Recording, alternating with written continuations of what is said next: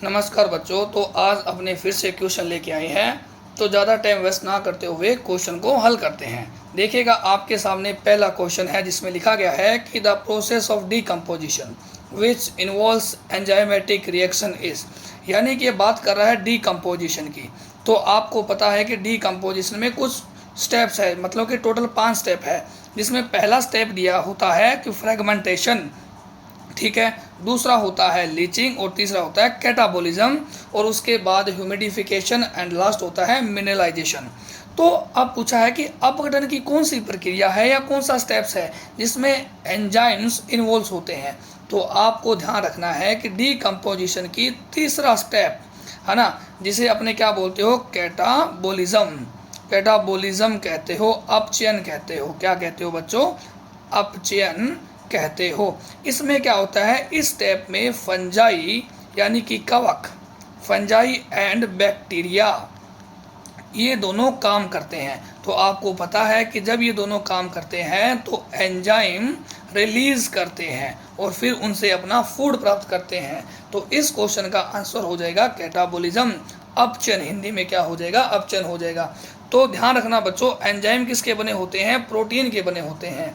और डीकम्पोजिशन का तीसरा स्टेप ऐसा है जिसमें बैक्टीरिया और फंजाई काम करते हैं और वो एंजाइम रिलीज करते हैं, इसलिए कहा जाता है कि अपघटन की तीसरी प्रक्रिया एंजाइमेटिक है।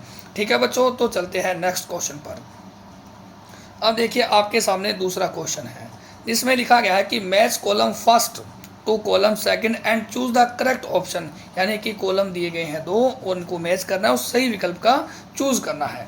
अब देखो आपके सामने लिखा गया है कि बाइनरी फिजन, कि बाइनरी फिजन किस में होता है। तो बाइनरी फिजन बच्चों ध्यान रखना अपने पास अमीबा में होता है। किस में होता है? अमीबा में होता है। ठीक है।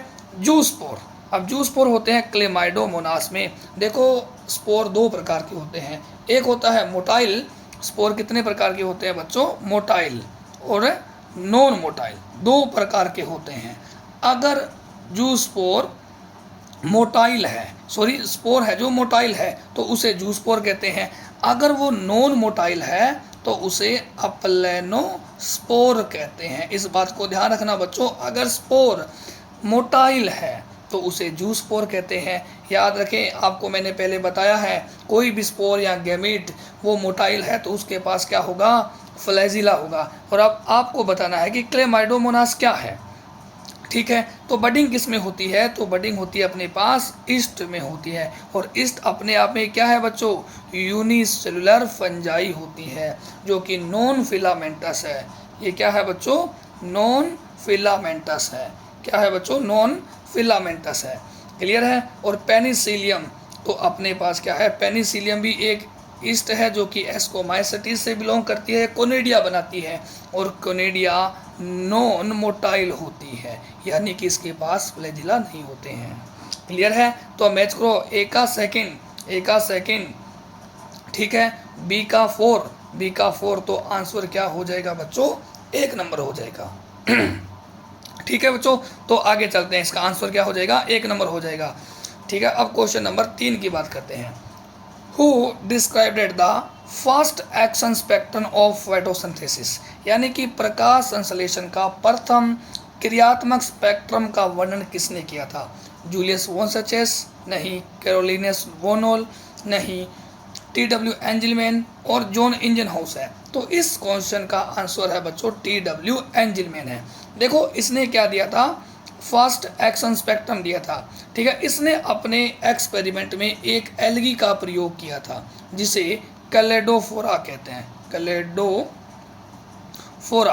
कैलेडोफोरा कहते हैं। ठीक है। कैलेडोफोरा और एरोबिक बैक्टीरिया का प्रयोग किया था। एरोबिक बैक्टीरिया का प्रयोग किया था। साथ ही साथ इसने प्रिज्म का भी यूज़ किया था। तो बहुत बार पूछ लेते हैं कि कौन सी एल्गी का प्रयोग किया था? कैलेडोफोरा, जो कि एक फिलामेंटस एल्गी है। कौन सी है बच्चों? फिलामेंटस एल्गी है। अब देखो कुछ ऑप्शन देखो ध्यान से कि जूलियस वॉन सचेस लिखा गया है। अब इसने क्या बताया था? इसने बताया था कि प्लांट में ग्लूकोज बनता है और स्टोर किस फॉर्म में होता है? स्टार्च की फॉर्म में स्टोर हो जाता है रूट में। ठीक है। कैरोलिनियस वॉन नील ने बताया था कि जो फोटोसिंथेसिस की प्रोसेस है इसमें 2 स्टेप है। एक तो वाटर का ऑक्सीडेशन है। क्या है बच्चों? वाटर का ऑक्सीडेशन, जिसे अपने क्या कहते हैं? लाइट रिएक्शन कहते हैं। और दूसरा इसने बताया था कि CO2 का क्या होगा? रिडक्शन होगा, जिसे अपने क्या कहते हैं बच्चों? डार्क रिएक्शन कहते हैं, अंधकार अभिक्रिया कहते हैं। जॉन इंजनहाउस ने बोला था कि एक प्लांट लिया था, ठीक है, एक्वेटिक प्लांट लिया और उसको प्रकाश में रखा तो बुलबुले बने, और अंधेरे में रखा तो बुलबुले नहीं बने। जो ये बुलबुले बने थे वो क्या थी? ऑक्सीजन थी। ये बात है जॉन इंजनहाउस एक्सपेरिमेंट की। ठीक है, साइंटिस्टों के नाम दिए हैं। अपने क्वेश्चन का आंसर है 3 नंबर। TW एंजलमैन ने फर्स्ट एक्शन स्पेक्ट्रम दिया था और एल्गी यूज किया क्लेडोफोरा। ठीक है बच्चों, तो आगे चलते हैं। ये कुछ एक्स्ट्रा चीज़ें बता रहे हैं, इनको भी आपको ध्यान में रखना है। ठीक है, तो आगे देखो क्वेश्चन में क्या लिखा है कि match the following and choose the correct option. ठीक है, करेक्ट ऑप्शन को चूज करना है, मिलाइएगा अब एक दूसरे को। मेरिस्टेम, अब देखो आप सब जानते हो कि मेरिस्टेम में क्या होता है कि रैपिड सेल डिवीजन होता है, तो इसका एक्टिवली डिवीजन सेल है, सक्रिय विभाजन कोशिकाएं हैं। पेरेन्काइमा, अब पेरेन्काइमा आपको पता है सिंपल टिश्यू है। ठीक है, ये क्या कर सकता है? फोटोसिंथेसिस और स्टोरेज करता है। मेन काम पूछे कि पेरेन्काइमा का क्या है तो वो स्टोरेज करना है। कोलेनकाइमा, कोलेनकाइमा क्या करता है? मैकेनिकल सपोर्ट देता है, बिल्कुल सही बात है। ठीक है, मैकेनिकल सपोर्ट देता है। ध्यान दें कि सिंपल टिश्यू में 2 प्रकार के टिश्यू ऐसे हैं जो मैकेनिकल सपोर्ट देते हैं, बट ये कोलेनकाइमा है, ये लिविंग है। लिविंग के साथ मैकेनिकल सपोर्ट देवे वो क्या है? कोलेनकाइमा है। ठीक है, तो ये मैंने लिख दिया, लिविंग मैकेनिकल टिश्यू है। ठीक है, सक्लेरनकाइमा है, तो इसका मैच करेंगे अपने सक्लेरिड के साथ। और एपिडर्मल टिश्यू लास्ट में अपने आप हो जाएगा स्टोमेटा, रंध्र, जो ट्रांसपीरेशन में हेल्प करते हैं, गैसेस एक्सचेंज में भी हेल्प करते हैं। देखो एक का क्या हो जाएगा? थर्ड। ढूंढो एक का थर्ड, एक ही है तो आंसर क्या जाएगा?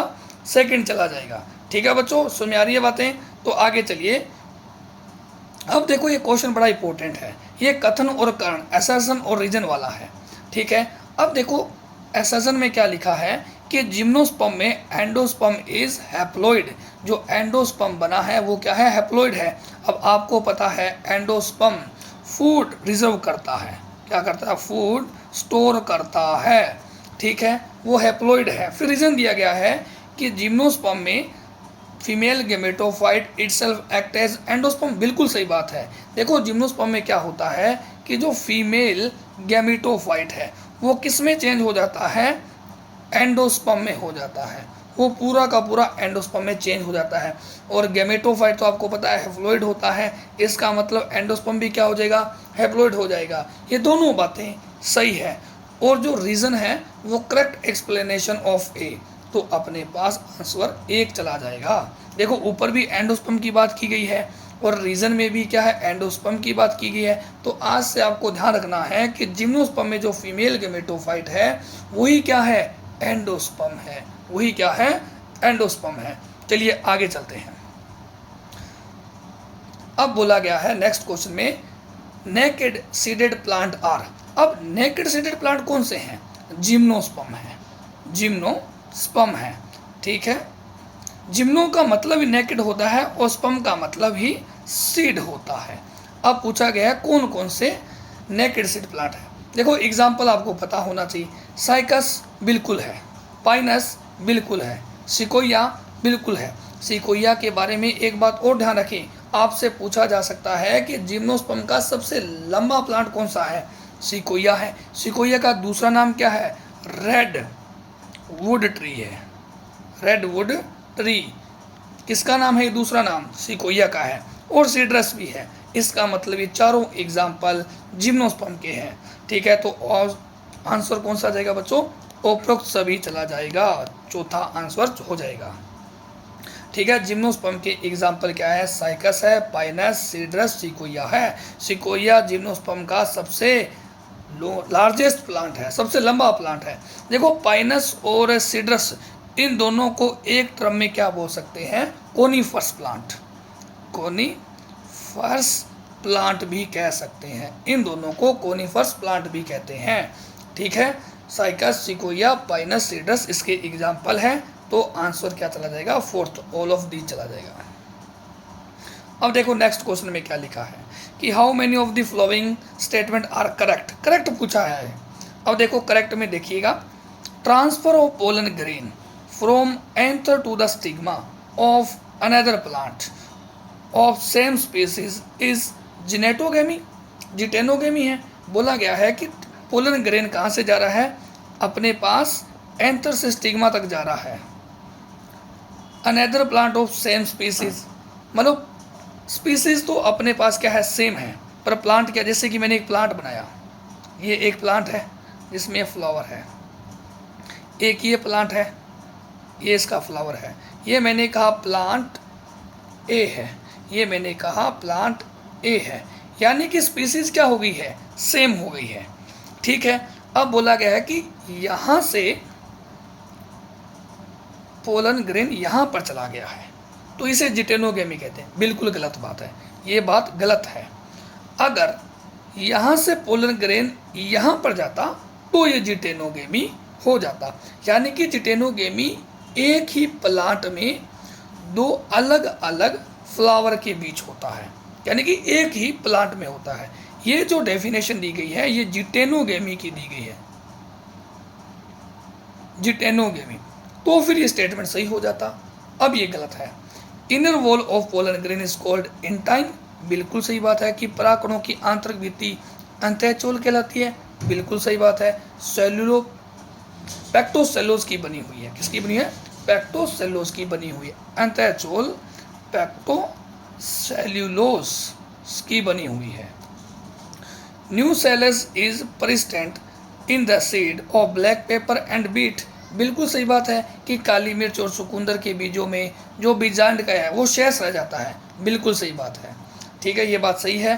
पहली वाली गलत होगी, दूसरी वाली सही है, तीसरी वाली बात भी सही है। अब फोर्थ बात करते हैं कि endosperm is completely consumed by developing embryo in castor. देखो कैस्टर, ये बात गलत है। ठीक है, ये बात है गलत है, ये अपवाद है। ठीक है, इसमें कम्प्लीटली यूज़ नहीं होता है। बताते हैं कि डाइकोट में जो एंडोस्पर्म है वो कम्प्लीटली यूज हो जाता है। कैस्टर डाइकोट है, मैंने ये बोला है कि ये डाइकोट है, पर डाइकोट है तो इसमें यूज हो जाना चाहिए था, परंतु इसमें यूज़ नहीं होता है, तो ये बात गलत हो गई है। तो आंसर क्या आ जाएगा अपने पास? 1 और 2 सही है, 2, 3 नंबर चला जाएगा। ठीक है बच्चों, तो आगे चलते हैं। नया क्वेश्चन है कि the rate of formation of new organic matter bye cow in A grassland is called. एक घास के मैदान में गाय द्वारा नए कार्बनिक पदार्थों के संश्लेषण की दर क्या कहलाती है? देखिएगा, एक प्लांट है मेरे पास, ये एक प्लांट है। अब ये क्या करेगा? लाइट को अब्जॉर्प्शन करेगा, यानी कि फोटोसिंथेसिस करेगा। पीएस का मतलब फोटोसिंथेसिस, प्रकाश संश्लेषण करेगा, और ये प्रोडक्टिविटी करेगा, कुछ ना कुछ ऑर्गेनिक मैटर बनाएगा, यानी कि ग्लूकोज बनाएगा। जब ये जितना भी प्रोडक्शन करता है ऑर्गेनिक मैटर का, वो क्या हो जाएगी अपने पास? ग्रोस प्राइमरी प्रोडक्टिविटी, यानी कि जितना भी इसने बनाया 100% जो बना है वो क्या हो जाएगी? जीपीपी हो जाएगी। अगर इसमें से लॉस जो रेस्पिरेशन के थ्रू हुआ है वो माइनस कर दें तो अपने पास नेट प्राइमरी प्रोडक्टिविटी बच जाएगी, नेट प्राइमरी प्रोडक्टिविटी बच जाएगी। अब क्या होगा कि ये जो प्लांट है इसको काऊ खाएगी। ठीक है, ये ट्रॉफिक लेवल फर्स्ट, ये ट्रॉफिक लेवल सेकंड। तो पूछा गया है कि इसमें जो कार्बनिक पदार्थों का संश्लेषण होगा उसकी रेट क्या कहलाएगी? वो कहलाएगी सेकेंडरी प्रोडक्टिविटी। अब इसमें क्या बनाएगी? सेकेंडरी प्रोडक्टिविटी कहलाएगी। ठीक है, प्लांट ने बनाया वो प्राइमरी है, दूसरे ने बनाया सेकेंडरी प्रोडक्टिविटी है। क्लियर बात है? तो चलिए आगे। A common bio control agent for the control of plant disease is. अब पूछा गया कि जो प्लांट है उसमें कोई डिजीज हो गया है, सबसे ज़्यादा यहाँ पे सामान्य तौर पर यूज़ किया जाने वाला बायो कंट्रोल एजेंट क्या है? तो ऑप्शन पढ़िएगा, बैसिलस थुरिंजिएसिस ये एक बैक्टीरिया है, ग्लूमस एक वंश को शो किया गया है, ट्राइकोडर्मा एक फंजाई है, और बैक्यूलो वायरस है। नाम में स्पष्ट है कि ये वायरस है। तो इस क्वेश्चन का आंसर जाएगा ट्राइकोडर्मा, जो सबसे ज़्यादा कॉमनली यूज किया जाता है ट्राइकोडर्मा। याद करो आप, ड्यूटेरोमाइसिटीज है ना, जिसके एग्जाम्पल क्या थे अपने पास, देखो याद करने की ट्रिक क्या, ड्यूटेरोमाइसिटीज के कैट। सी का मतलब मैं कहूँगा कोलिको ट्राइकम। ए का मतलब अल्टरनेरिया और टी का मतलब ट्राइकोडर्मा है। ठीक है, ट्राइकोडर्मा है जो सबसे ज़्यादा कॉमनली यूज़ किया जाने वाला बायो कंट्रोल एजेंट है। आपको पता होगा कि early blight of potato Alternaria के थ्रू हुआ है, आयरलैंड में हुआ था। ठीक है, तो ट्राइकोडर्मा आंसर चला जाएगा, जो कॉमनली सामान्य है, कॉमनली। ठीक है, इसका ध्यान रखना, कॉमन टर्म का। एनसीईआरटी में डायरेक्ट लिखा गया है इस बात को। देखो आगे क्वेश्चन, नया क्वेश्चन क्या है अपने पास कि विच of the following organic acid is produce by the activity of Aspergillus Niger. अब आपको पता होना चाहिए कि एस्परजिलस नाइगर है क्या। मैंने कहा ये एक फंजाई है, बोले तो कवक है, और कवकों की कोशिका भित्ति काइटिन की बनी हुई है, और काइटिन पॉलीमर है नाक का, एन एसिटाइल ग्लूकोजामीन, एन एसिटाइल ग्लूकोजामीन का पॉलीमर है।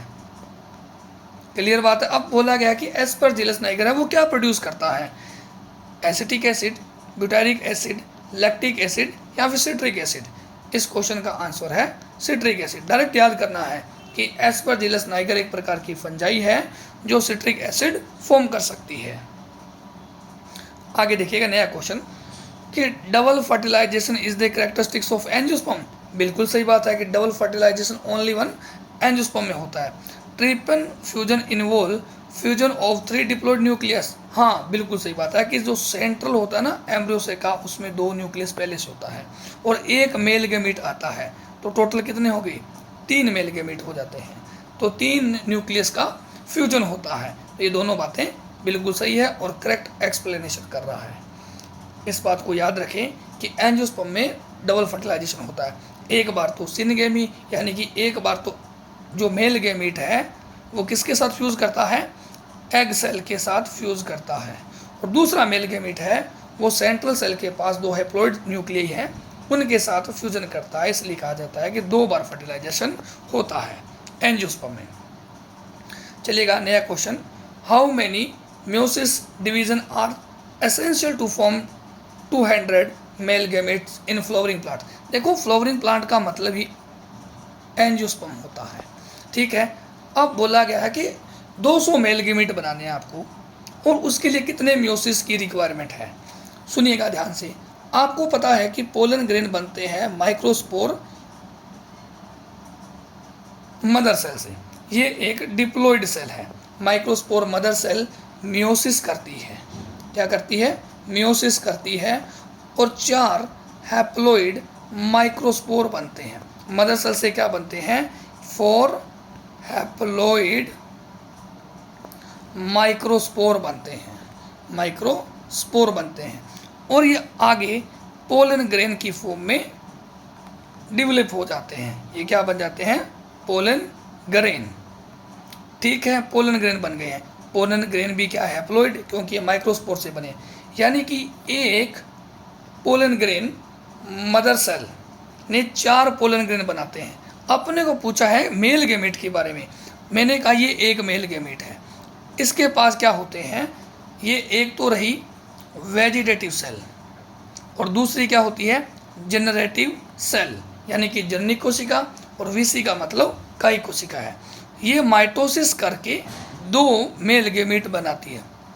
माइटोसिस करके 2 मेल गैमेट बनाती है।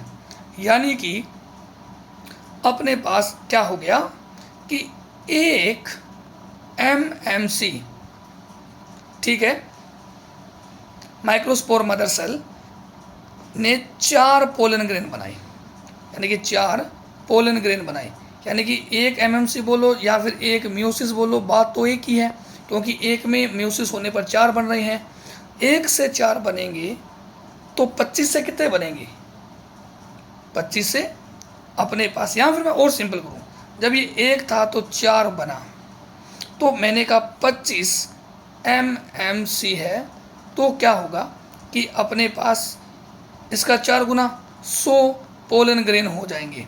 100 पोलन ग्रेन हो गए, पोलन ग्रेन 100 हो गए हैं, परंतु मेल गैमेट पूछा है, तो मेरे को पता है कि एक पोलन ग्रेन के पास 2 मेल गैमेट है, तो 100 है तो कितने हो जाएंगे, 200 मेल गैमेट हो जाएंगे। यानी कि अपने को 25 mmc बोले तो 25 म्योसिस चाहिए, तो आंसर नंबर क्या चला जाएगा, 1 चला जाएगा। मैं आशा करता हूं कि ये क्वेश्चन आपको समझ आया होगा, बिल्कुल आसान क्वेश्चन है।